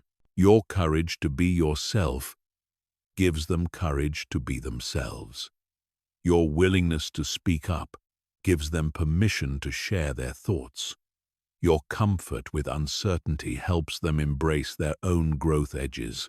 This is particularly powerful in professional environments where many people are caught in performance anxiety and imposter syndrome. When you show up authentically confident, when you ask questions without embarrassment, when you admit what you don't know while still contributing value, you create psychological safety for others to do the same. Teams and organizations with psychologically safe environments are dramatically more creative, innovative, and effective because people can focus on problem-solving and collaboration rather than managing their image and avoiding mistakes. Your personal confidence transformation can literally change the culture of your workplace by modeling a different way of being. The confidence contagion is especially important in your personal relationships. When you stop seeking validation from others, when you become comfortable with yourself, when you can be present without needing to fix or impress anyone, your relationships naturally become deeper and more authentic. You stop trying to control other people's opinions of you, which paradoxically makes you more likable and trustworthy. You become genuinely curious about others rather than focused on how you're coming across. You can listen more deeply because you're not constantly monitoring your own performance in the conversation. This shift changes the entire dynamic of your relationships. People feel seen and heard in your presence. They feel like they can be themselves without judgment. They experience the relief of not having to manage your emotions or validate your worth. These changes create the conditions for real intimacy and connection. The contagion effect is particularly powerful with children and young people who are still forming their sense of self. When they see adults who are comfortable with themselves, who can handle mistakes with grace, who pursue their interests without needing constant approval, it gives them a model for how to navigate their own lives. Children learn more from what they observe than from what they're told. When they see you taking healthy risks, bouncing back from setbacks, speaking your truth with kindness, and pursuing your goals with persistence, they internalize these patterns as normal ways of being in the world.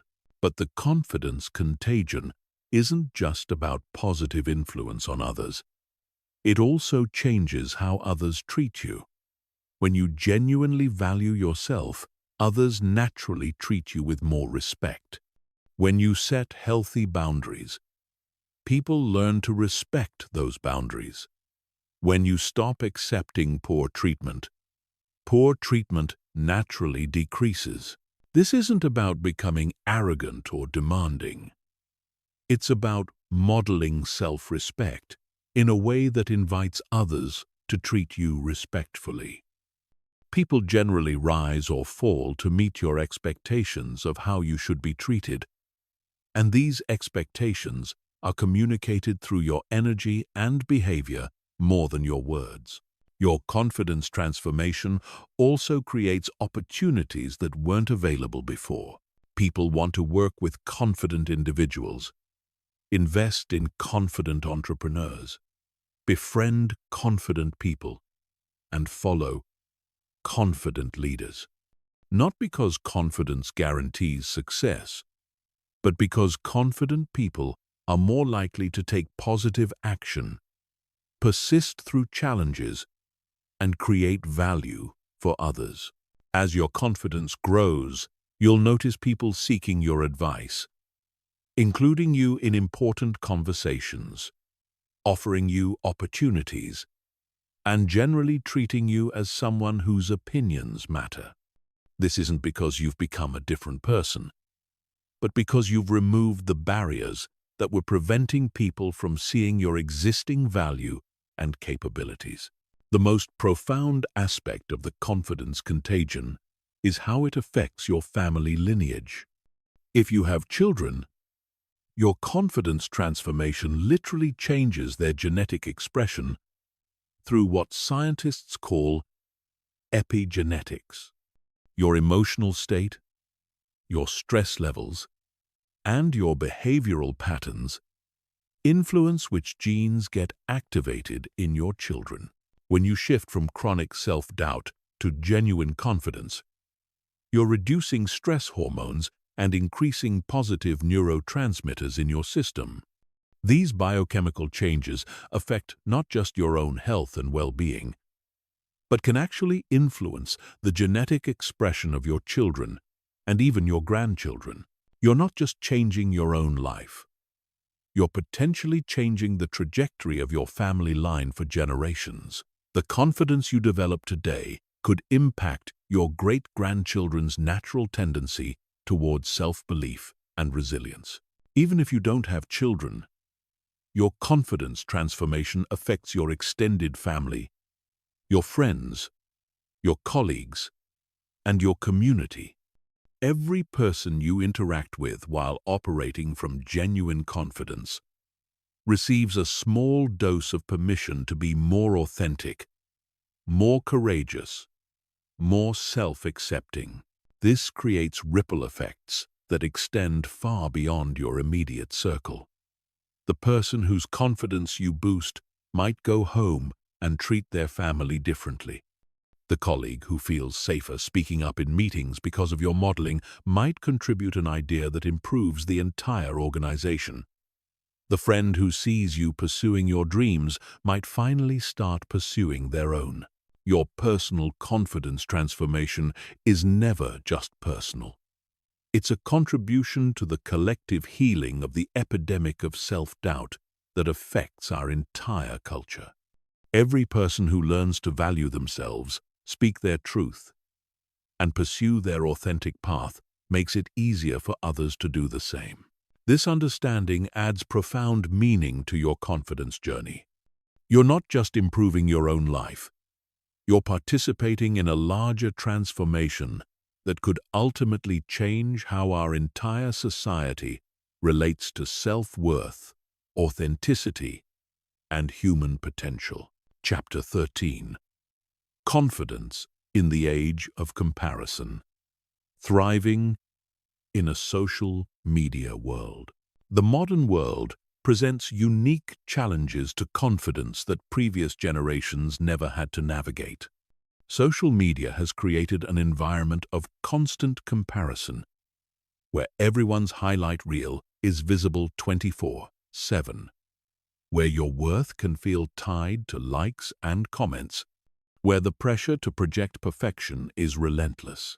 Learning to maintain genuine confidence in this environment requires specific strategies and a deep understanding of how digital comparison affects your brain. The comparison trap is more sophisticated now than it's ever been in human history.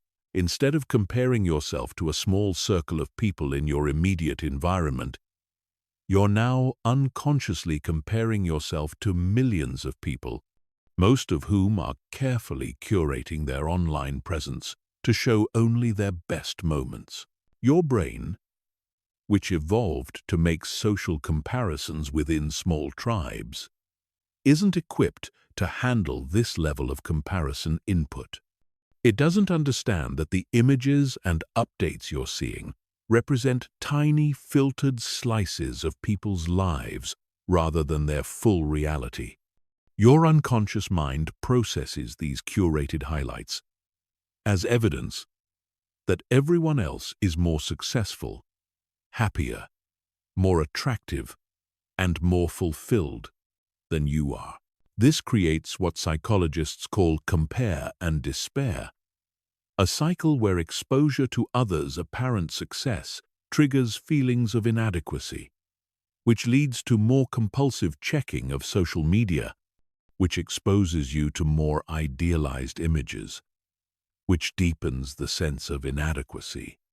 The cycle becomes self-reinforcing and can seriously undermine even well-developed confidence. But here's what you need to understand. The people posting the most perfect-looking content are often struggling with the deepest insecurities.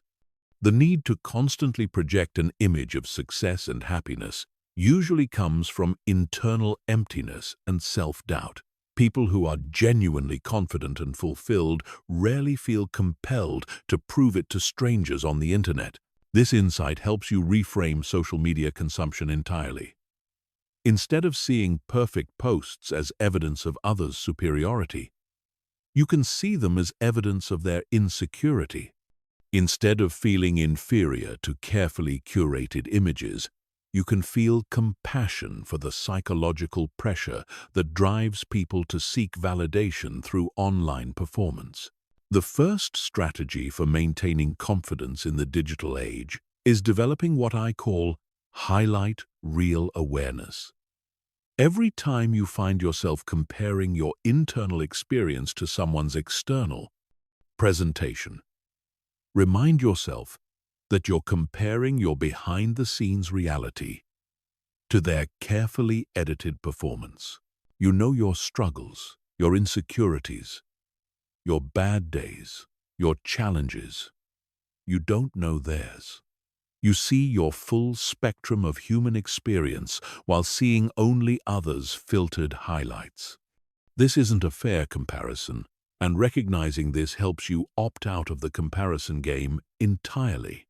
The second strategy is curating your digital environment as carefully as you would curate your physical environment. If you wouldn't invite people into your home who consistently made you feel bad about yourself, why would you follow them online?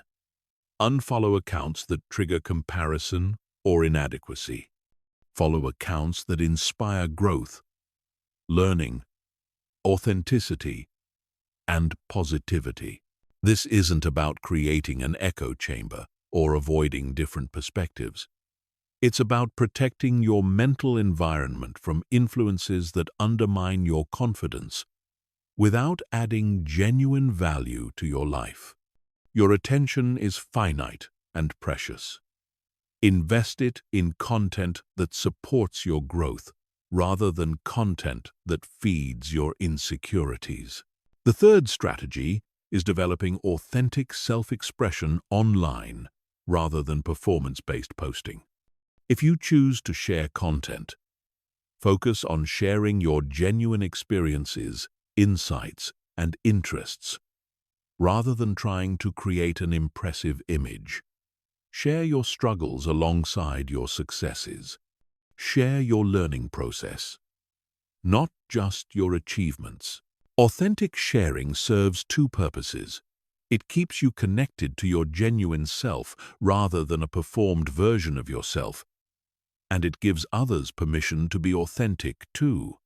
When you post about challenges you're facing, mistakes you've made, or things you're learning, you help break the cycle of perfect image pressure for everyone in your network. The fourth strategy is using social media intentionally rather than compulsively. Set specific times for checking social platforms rather than scrolling mindlessly throughout the day. Have a purpose when you open an app. Are you looking for inspiration, connection with specific people, information about particular topics? When you've accomplished that purpose, close the app. Mindless scrolling is particularly dangerous for confidence because it puts your brain in a passive, receptive state where you're more vulnerable to comparison and negative emotions. Intentional use keeps you in an active, purposeful state where you're more likely to engage positively and less likely to fall into comparison traps. The fifth strategy is developing offline confidence anchors, activities, relationships, and experiences that remind you of your worth independent of digital validation. Pursue hobbies that challenge you. Spend time in nature. Engage in face-to-face conversations. Create things with your hands. Exercise your body. Meditate. Read books. These offline experiences provide what digital experiences can't. Genuine, embodied confidence that comes from real accomplishment, authentic connection, and present-moment awareness. They serve as touchstones you can return to when the digital world starts affecting your self-worth. The sixth strategy is understanding the psychology of seeking validation through likes, shares, and comments. When you post something and then compulsively check for responses, you're essentially gambling with your self-worth. Sometimes you get the validation hit, sometimes you don't. And this unpredictable reinforcement schedule is psychologically addictive. Break this cycle by posting content and then deliberately not checking responses for at least several hours. Ideally, not until the next day. This helps you stay connected to your intrinsic motivation for sharing rather than getting caught in external validation seeking. The seventh strategy is practicing digital minimalism, being highly selective about which platforms you use, how often you use them, and what you use them for. You don't need to be on every platform, you don't need to post regularly, and you don't need to maintain an online presence at all if it's not serving your authentic goals. Many people find that dramatically reducing their social media use or taking extended breaks improves their confidence, their focus, their relationships, and their overall life satisfaction. You might discover that much of what feels like necessary digital engagement is actually optional habit that's not adding real value to your life. The ultimate strategy is developing what I call digital confidence, the ability to engage with online platforms from a place of strength, authenticity, and genuine purpose, rather than insecurity, performance, or validation seeking. Digital confidence means using technology to support your real-world goals and relationships rather than replacing them with virtual substitutes. When you have digital confidence, you can appreciate others' successes without feeling diminished. Share your own experiences without needing particular responses, and engage in online conversations without getting triggered by disagreement or criticism. You use social media as a tool rather than being used by it. This doesn't mean avoiding all challenges or conflicts online.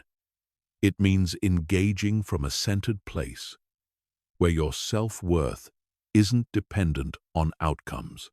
You can share controversial opinions, have difficult conversations, and stand up for your values while remaining grounded in your intrinsic worth.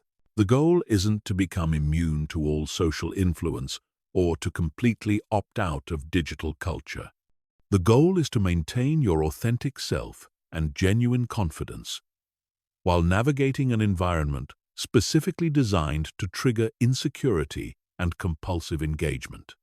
When you master this balance, you can enjoy the genuine benefits of digital connection without sacrificing your mental health or self-worth.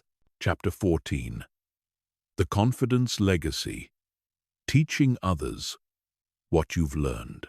One of the most powerful ways to solidify your own confidence transformation is to begin sharing what you've learned with others. Teaching confidence to others doesn't just help them. It deepens your own understanding, reinforces your new neural pathways, and creates a positive feedback loop that accelerates your growth while contributing to theirs. The teaching process works because it requires you to articulate and organize your insights in ways that make them accessible to others. When you explain concepts clearly enough for someone else to understand and apply them, you strengthen your own grasp of those concepts. Teaching forces you to move beyond surface-level understanding to deep, integrated knowledge. But teaching confidence is different from teaching other subjects, because confidence is inherently experiential. You can't just share information. You have to model the very qualities you're trying to teach. This means your own confidence development becomes even more important, because others will learn as much from how you show up as from what you say. The most important principle of teaching confidence is that you don't need to be perfectly confident to help others.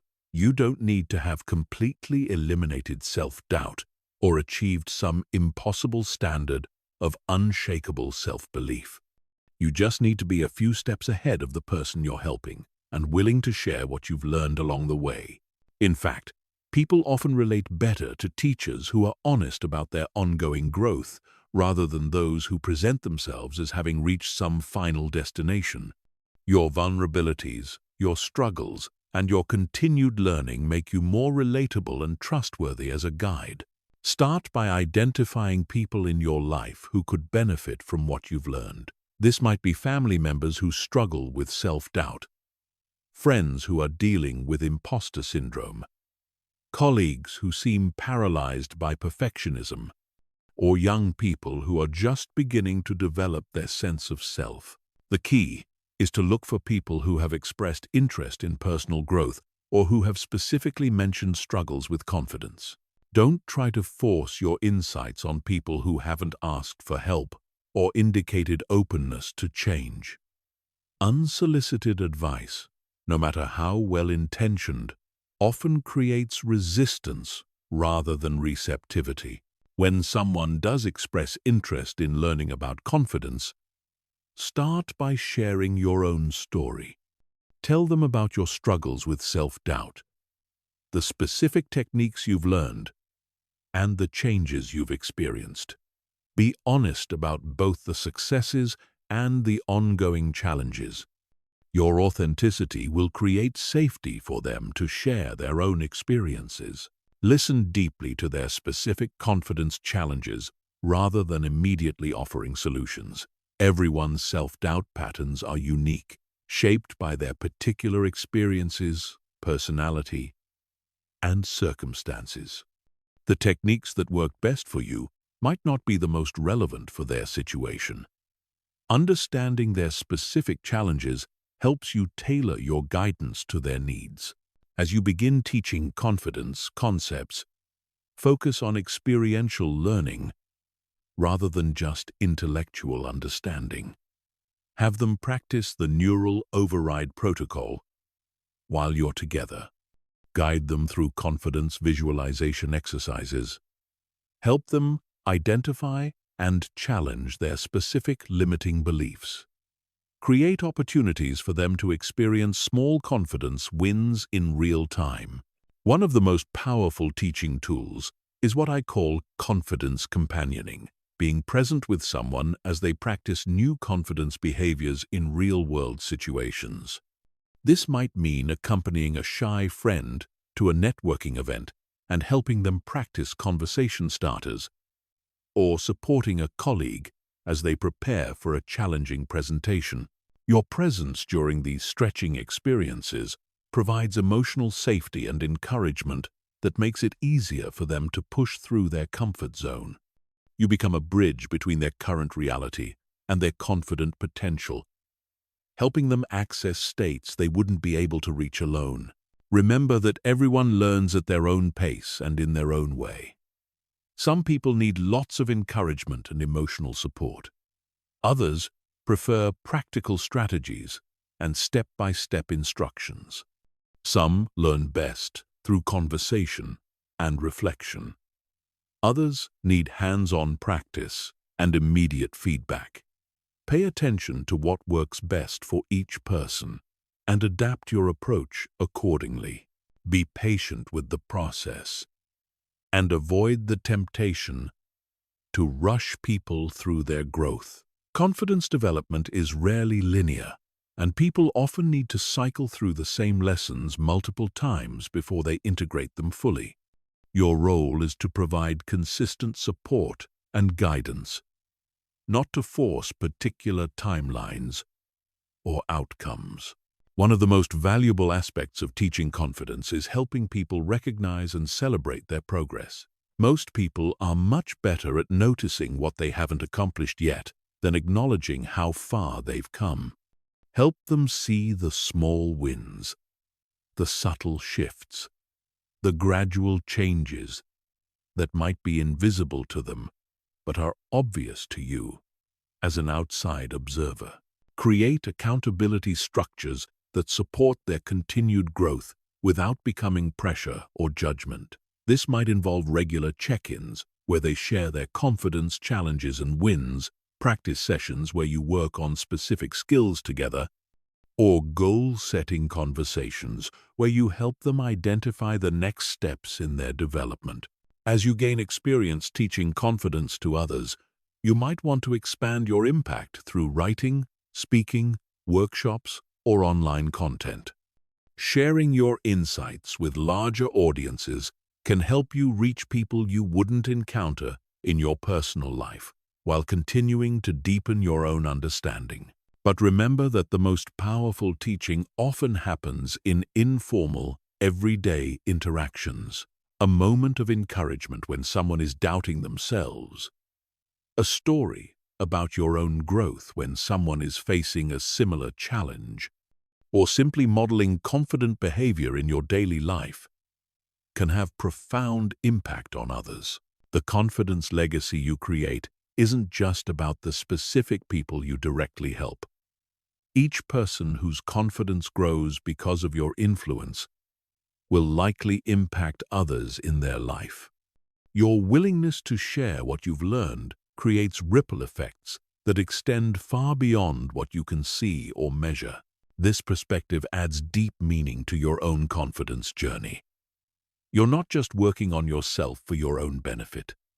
You're developing capabilities that you can use to serve others. Your personal growth becomes a form of preparation for contribution, making your confidence development feel purposeful and valuable beyond its immediate benefits to you. Teaching confidence to others also provides ongoing motivation for your own continued growth.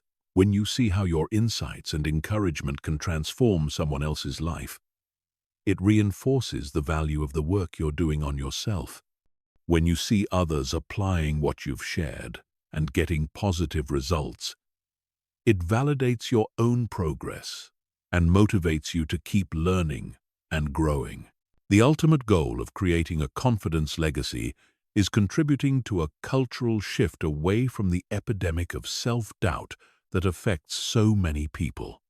Every person whose confidence grows, every family where children learn to believe in themselves, every workplace where people feel safe to contribute authentically, every community where individuals pursue their potential, all of these represent progress toward a world where confidence and self-belief are normal rather than rare.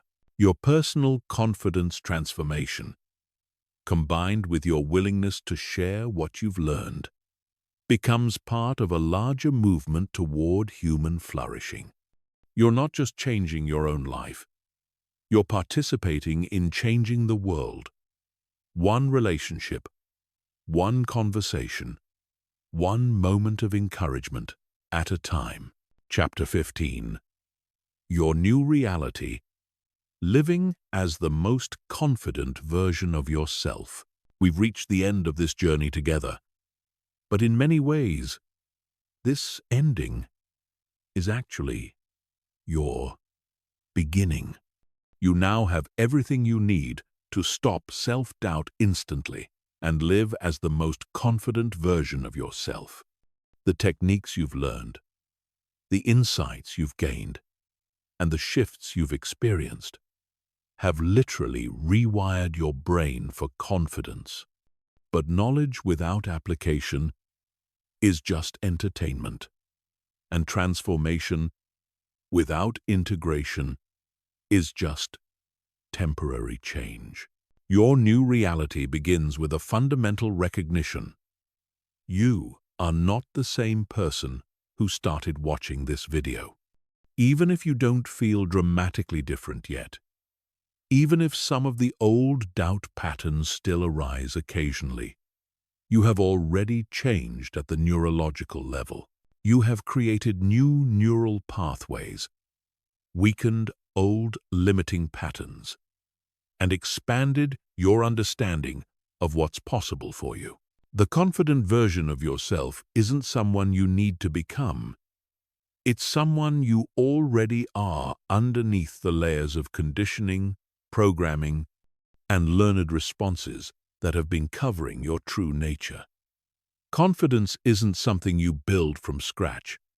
It's something you uncover by removing the barriers that have been blocking its natural expression. This shift in understanding changes everything about how you approach your continued growth. Instead of trying to become confident, you're now practicing being the confident person you already are. Instead of working to eliminate self-doubt, you're choosing to respond from confidence when doubt arises. Instead of waiting until you feel ready, you're acting with courage while feeling uncertain. Your new reality includes the understanding that confidence isn't a feeling that precedes action. It's a choice you make in each moment, regardless of how you feel. The most confident people in the world don't feel confident all the time. They feel all the same emotions everyone else feels: uncertainty, nervousness, doubt, fear. The difference is that they don't let these feelings control their choices. They've learned what you've learned, that you can feel afraid and still speak up, feel uncertain and still take action, feel doubtful and still pursue your goals. Confidence is not the absence of fear. It's action in the presence of fear. It's not the elimination of uncertainty. It's decision-making despite uncertainty. It's not the end of doubt. It's choosing your authentic path while doubt whispers in the background. Living as the most confident version of yourself means honoring both your strength and your vulnerability. It means being willing to try things you might fail at, to have conversations that might be awkward, to pursue dreams that might not work out.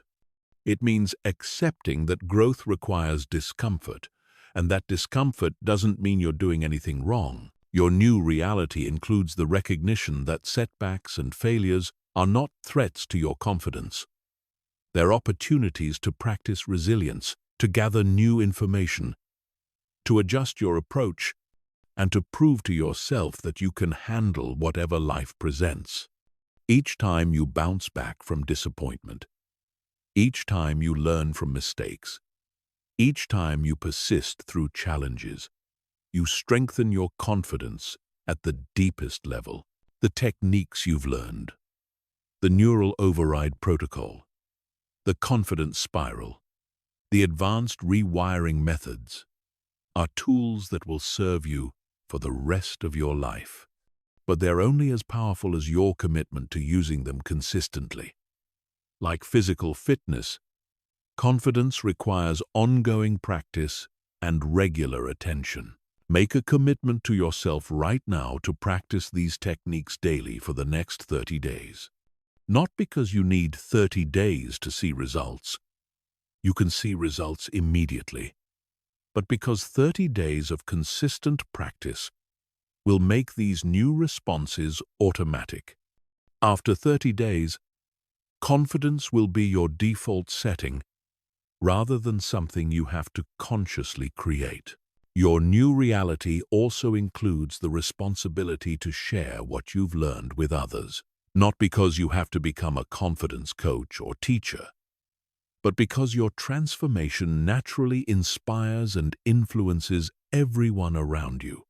Simply by living as the confident version of yourself, you give others permission to do the same. Remember that your confidence journey is not about reaching some final destination where you never feel doubt again. It's about developing an unshakable core of self-belief that remains stable regardless of external circumstances. It's about becoming someone who trusts their ability to handle whatever life brings, who believes in their capacity to learn and grow, who knows their worth is inherent rather than earned. The most confident version of yourself is also the most authentic version of yourself. When you're not constantly worried about what others think, when you're not seeking external validation, when you're not trying to be someone you're not. Your natural personality can emerge fully. Your unique gifts, your genuine interests, your authentic voice, all of these become more accessible when confidence removes the barriers to self-expression. This authenticity is magnetic and attractive in ways that performed confidence never can be. People are drawn to individuals who are comfortable in their own skin, who speak their truth with kindness, who pursue their path with courage. Your authentic confidence benefits not just you, but everyone who encounters you. Your new reality includes the understanding that confidence is a practice, not a perfection. There will be days when you feel more confident and days when you feel less confident. There will be situations that challenge you and situations where you feel completely at ease. This variation is normal and healthy. What matters is that you now have the tools to return to confidence quickly when you've been knocked off center. You also understand that confidence grows through use. Each time you practice confident behavior, each time you choose courage over comfort, each time you act from your values rather than your fears, you strengthen the neural pathways that support self-belief. Your confidence compounds over time, making each future challenge easier to handle. As you move forward from this moment, carry with you the deep knowing that you have everything within you that you need to create an extraordinary life. Your dreams, your goals, your vision for who you want to become, none of these are beyond your reach. They require action, persistence, learning, and growth. But they don't require you to become someone fundamentally different from who you already are. They require you to be more yourself, not less. They require you to trust your capabilities, not doubt them. They require you to believe in your potential, not limit it with fear. They require you to act from confidence, not wait for confidence to act. The journey of building unshakable confidence is one of the most important investments you can make in yourself and in the world. Every moment you choose confidence over doubt, every time you act from courage rather than fear, every day you show up as the fullest version of yourself, you're contributing to a more confident, courageous, and authentic world. Your transformation matters. Your growth matters. Your willingness to believe in yourself and pursue your potential matters. More than you may ever fully know.